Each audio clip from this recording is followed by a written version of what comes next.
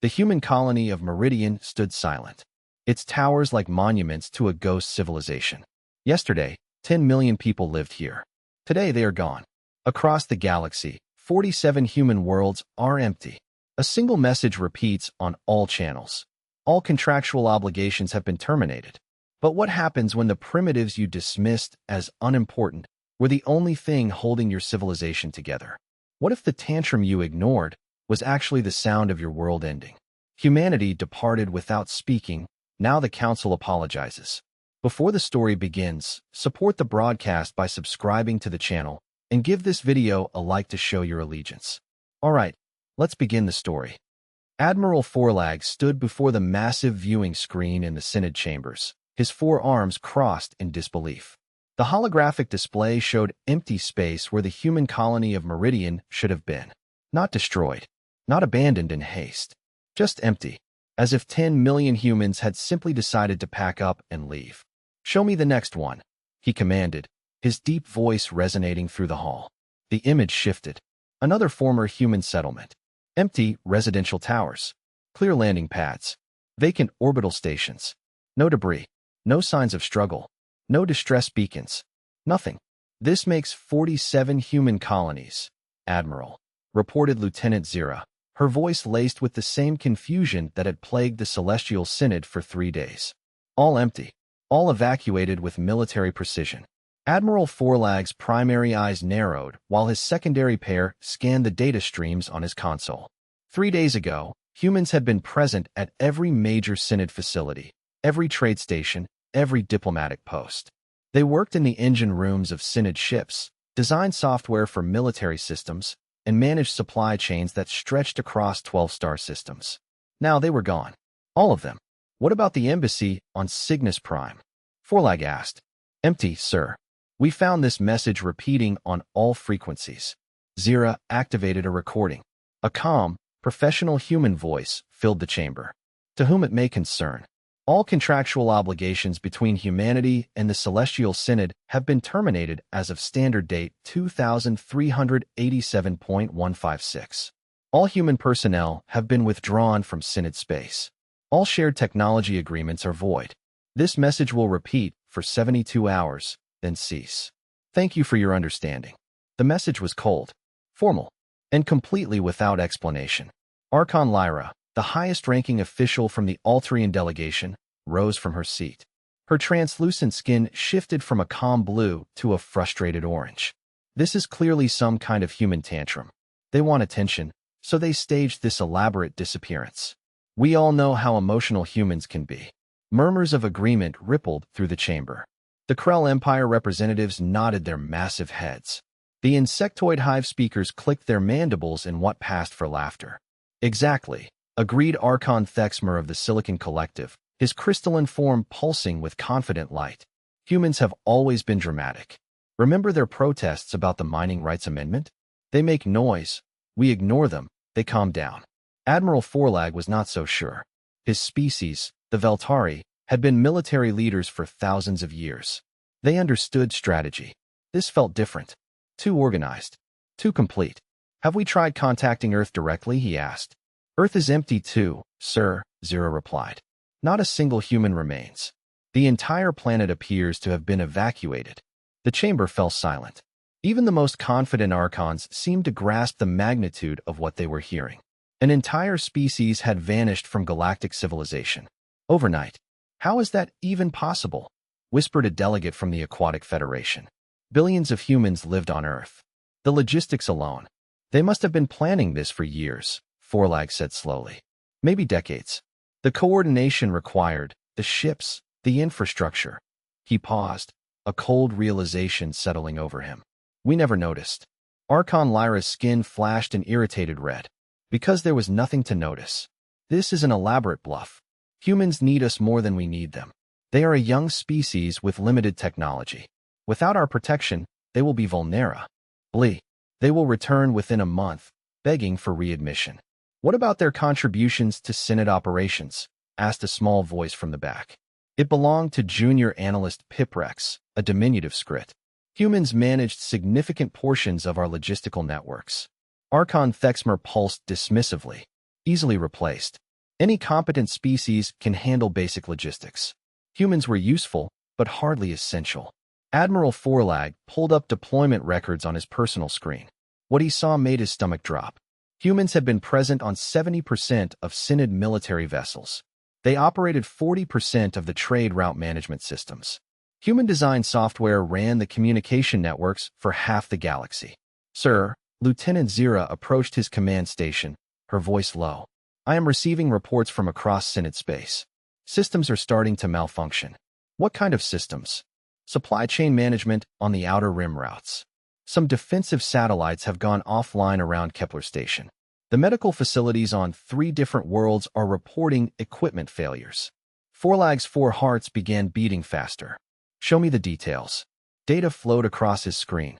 Each malfunction was minor by itself, but the pattern was unmistakable. Every failing system had been designed, programmed, or maintained by humans. It was as if they had built subtle dependencies into everything they touched. And now, those dependencies were being revealed. This is just coincidence, declared Archon Lyra, though her skin had shifted to a worried yellow. Old equipment failing. It happens. Perhaps, Forlag said carefully. But we should investigate further. The next few hours brought a steady stream of reports. A food processing plant on Riel 7 had shut down, its automation system locked in an untraceable error loop. 3 major shipping companies reported that their cargo tracking networks had stopped functioning, leaving thousands of vessels stranded in deep space.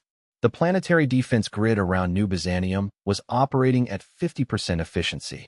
In each case, the failing component had been designed by human engineers.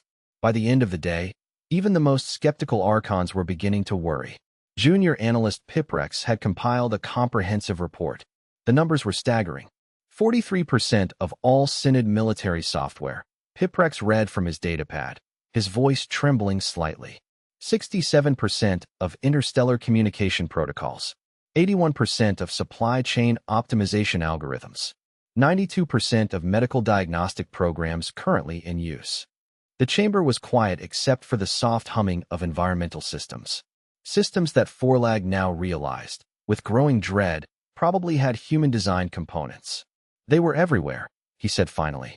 We used their innovations so completely that we forgot they were innovations at all. They became invisible to us. Archon Lyra's skin had shifted to a pale, sickly green. This cannot be accurate. We have the finest technological minds in the galaxy. The Altarians have been spacefaring for 10,000 years. The Silicon Collective processes data faster than any organic species. Surely we are not dependent on a species that achieved faster-than-light travel only 3 centuries ago. But as more reports arrived, the evidence became undeniable. Humans had not just participated in galactic civilization. They had quietly become essential to its operation. Their innovations had been so seamlessly integrated that other species had forgotten their origin. Now, those innovations were failing, one by one, as automated systems shut down and human-designed safeguards activated. The humans had not just left. They had taken their knowledge with them, leaving behind systems programmed to gradually cease functioning without their creator's presence. Admiral Forlag stared at the latest report. It was from the Synod's primary military shipyard. 3/4 of their manufacturing equipment had been designed by human engineers. Without maintenance updates, production would halt. Within weeks. Perhaps, he said slowly, we should consider that this is not a tantrum or a bluff. Perhaps humanity is serious about leaving us behind. 2 months had passed. The Celestial Synod was learning a painful truth. They had built their civilization on a foundation they never recognized. Chief Engineer Morak of the Krell stood in the middle of what used to be the busiest shipyard in Synod space. Now it was a monument to their growing crisis.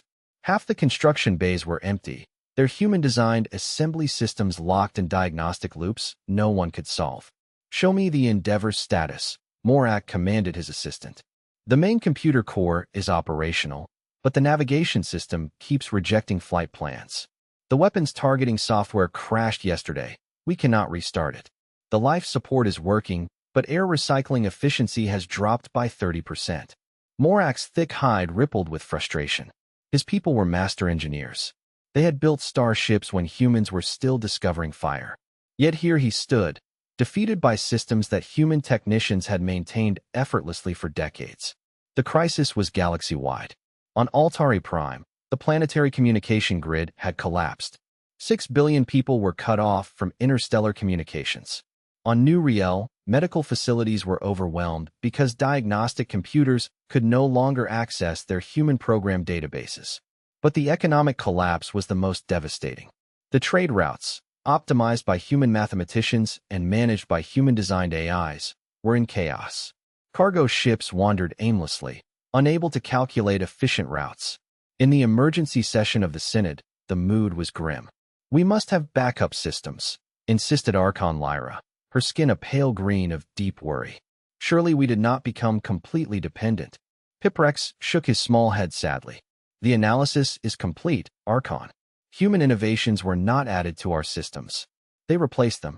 Over the past 3 centuries, human solutions were so much better that we gradually phased out our old methods." He activated a hologram. In 2156, humans introduced their first interstellar communication protocol. It was 30% more efficient than our best Altarian system. By 2160, everyone was using it. By 2180, no one remembered how the old system worked. The pattern repeated across every sector. Human innovations hadn't just supplemented galactic technology. They had revolutionized it. In embracing those innovations, the Synod species had allowed their own technical knowledge to atrophy. "What about our universities? Our research institutions?" demanded Archon Thexmer. "Surely our scientists can recreate this technology." Dr. Lixara of the Academic Council spoke up. "We have tried, Archon. Our best minds have been working around the clock. The problem is not just the technology itself, but the underlying principles. Humans think differently than we do. Their approach to problem-solving, their mathematical frameworks, their programming languages, they are alien to us." She paused. "We are like musicians trying to play a symphony written in a notation we do not understand. We can see the notes, but we cannot comprehend the music." Admiral Forlag, who had been silent, now stood. His military bearing commanded attention. "The situation is worse than we have discussed. Our intelligence services have been analyzing the pattern of human departure. This was not a spontaneous decision. Evidence suggests they began planning their exodus at least 50 years ago." The chamber erupted. 50 years of planning. This wasn't an emotional response. This was a calculated decision by an entire species. "That is exactly the point," Forlag replied grimly. "They planned this using methods we never detected. Communication systems we never discovered. Transportation networks we never knew existed. While we thought we were the advanced civilizations teaching them, they were developing technologies we cannot even comprehend." He activated his own display. 3 weeks ago, our deep space monitoring stations detected massive gravitational anomalies in the void sector. Analysis suggests faster-than-light travel using principles completely unknown to us. "Impossible," declared Thexmer. "Our quantum tunnel drives are the fastest in the galaxy." "Apparently not," Forlag said simply. "The gravitational signatures suggest the human ships traveled distances in 6 days that should take our fastest vessels 6 months." The implications hit the Synod like a physical blow. Humanity had left using technology so advanced, the Synod hadn't even suspected its existence. For 3 centuries, humans had walked among them, contributing, all while secretly developing capabilities that made the Synod's greatest achievements look primitive. Dr. Lixara spoke again, her voice a whisper. "We have been reviewing historical records, scientific papers, research proposals. We now realize what they showed us was only a fraction of their true capabilities. They deliberately presented innovations that were just advanced enough to be useful, but not so advanced as to reveal the full extent of their knowledge. They were managing us," Forlag said bluntly. "For 3 centuries, humanity was carefully controlling the pace of technological development in Synod space. They gave us just enough to keep us happy while hiding their true progress." "But why?" Piprex pulled up another display, showing Synod voting records. For decades, humanity had tried to engage as equals.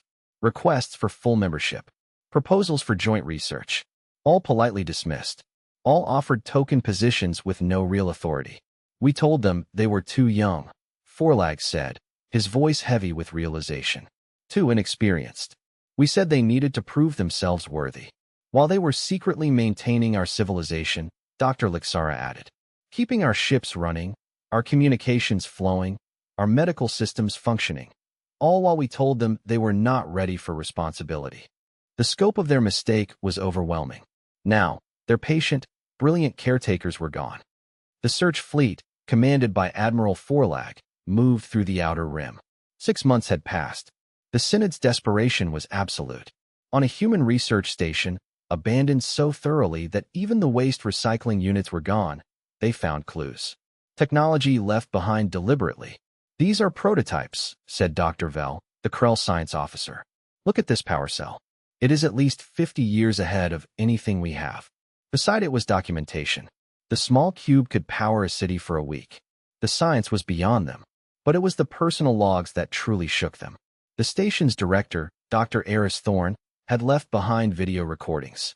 Personal log. Standard date 2356. Today marks the 15th time the Synod has rejected our proposal for joint research initiatives. They cite our limited understanding of advanced physics as the reason. Forlag paused the recording. Behind Dr. Thorne, visible through a window, was a massive structure that, according to the specs, could manipulate gravity itself. The irony was painful. Another log. Dr. Thorne, older now, more resigned. The Synod approved funding for our basic research into primitive human medical techniques. If they only knew we solved cancer 12 years ago, but cannot share the cure because they consider us too undeveloped for collaborative programs. The final recording. The vote was unanimous. The Synod has decided humanity needs another century of supervised development before we can be considered for full membership. They want us to prove our worth. I think most of us are done trying to prove ourselves to people who refuse to see what is right in front of them. The search continued. At each abandoned facility, the same story. FDL communication devices that could send messages instantly across the galaxy. Manufacturing techniques that could build materials at the atomic level. At a hidden military research station, they found defensive technologies humanity had developed in secret. Energy shields that could deflect any known weapon. Propulsion systems that could make ships invisible to sensors. Defensive platforms that could protect entire star systems. Why? Forlag asked. The logs gave the answer. Humanity had been detecting a threat the Synod was ignoring. Something they called the void signal. Threatening communications from beyond the galactic rim. They had tried to warn the Synod 47 times over the past century. Each time, their concerns were dismissed as the paranoia of a young, inexperienced species. They were trying to protect us. While we told them they were too primitive to understand galactic threats, they were secretly developing the weapons we would need to survive. The final piece of the puzzle came from Dr. Thorne's personal files. The vote was close, she had written. Many of us wanted to stay and keep trying. But the Signian Compact has offered us full membership in their federation. Complete technology sharing. Equal representation. After 3 centuries of being treated like children. By the Synod, the choice is becoming clear. Forlag read the entry with a sinking heart. Humanity hadn't left because they were angry. They had left because they were offered something better. Recognition. Respect. Partnership. The evacuation had taken 40 years to prepare. Using advanced stealth technology from their new allies, they had moved their entire species without the Synod noticing. They had maintained the illusion of normal activity until the very last moment. They left us functioning systems for as long as possible, Forlag realized, reading the technical plans. Even after they decided to leave, they programmed their technology to keep working for months. They were trying to give us time. 1 year after humanity's departure, the Celestial Synod was no more. The emergency session felt more like a gathering of survivors. The Riel sector is in chaos, reported a Krell general. Pirates have taken control of 3 star systems. 40% of our ships are grounded with system failures we cannot fix. The plague outbreak on New Sardis has spread to 3 neighboring systems, added Dr. Lixara. We cannot coordinate quarantine protocols without human-designed management software. The Synod had collapsed. The member species turned on each other, blaming one another for the disaster. Admiral Forlag stood to address them. We must face the truth. The crisis we face is the consequence of our fundamental misunderstanding of humanity. We did not teach them how to build a galactic civilization. They taught us how to improve the one we had. And we were so proud, we never acknowledged it. The void signal had intensified. Intelligence indicated invasion fleets were already moving toward their space. Their allies had abandoned them. Their economy had failed. They were alone and defenseless. 2 years after the departure, Admiral Forlag stood before the largest communication array they could build. It was their final, desperate attempt. He broadcast a message to the void on behalf of the 12 remaining species of the former Senate. To humanity, wherever you may be, we broadcast this message in the hope that you will hear us. 2 years ago, you departed. We believe this was a temporary, emotional response. We were wrong, as we were wrong about so many things. He continued for an hour. It was not a request. It was an apology, a full confession. We treated you as junior partners when you were the foundation of our society. We dismissed your innovations. We excluded you from governance while depending on your expertise. We allowed our pride to blind us. Our civilization has collapsed without you. Over 40 billion beings have died as a direct result. We know about the external threats you tried to warn us about. We know about the Signian Compact. We understand you have found better partners. We do not expect you to return. We do not expect you to save us. This message is not a request for assistance. It is something much simpler and much more difficult. It is an apology.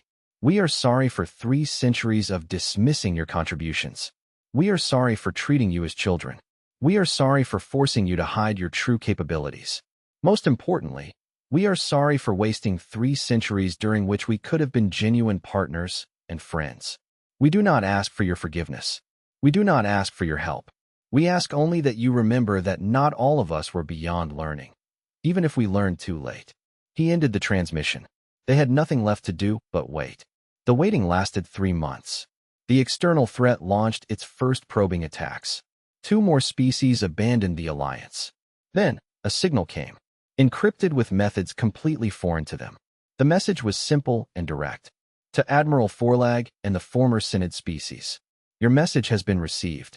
After considerable discussion, humanity is willing to establish limited communication protocols. We do not forget the treatment we received, but we recognize some individuals made efforts to include us as equals. We will not return to your space. Our new home provides opportunities that exceed anything available in your region. However, we are willing to discuss trade agreements and limited technological assistance under specific conditions. First, any relationship must be based on absolute equality. No senior or junior partners.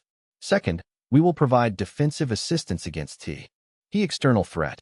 We do this not out of obligation, but because we believe all sapient species deserve the right to exist. Third, any technological assistance we provide will be given freely, with complete documentation and training. Your species must be capable of maintaining these technologies independently. If these conditions are acceptable, please respond. We hold no hatred for your species, Admiral Forlag. Your treatment of humanity was wrong, but it was not malicious. It was ignorant. Perhaps now, you are ready to learn.